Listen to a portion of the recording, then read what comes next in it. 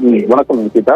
முன்னாள் மத்திய அமைச்சர் ஆர் ராசா பங்கேற்ற கூட்டத்தில் நூல் இழையில் உயிர் தப்பினார். சம்பவம் மிகப்பெரிய பரபரப்பை ஏற்படுத்தியுள்ளது.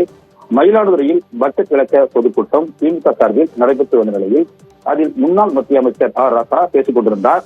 அப்போது பலத்த காற்று வீசியதால் மேடையில் அருகே பொருத்தப்பட்டிருந்த மின் விளக்குகள் சாய்ந்து ஆர் ராசா பேசிக் கொண்டிருந்த மைக் மீது விழுந்தது. இதில் ஆர் ராசா நூலிழையில் உயிர் தப்பினார். இதனையடுத்து உடனடியாக பேச்சை நிறுத்திய ஆர் ராசா அங்கிருந்து புறப்பட்டு சென்று விட்டார். இதனால் இக்கூட்டத்தில் மிகப்பெரிய பரபரப்பை ஏற்படுத்தியது.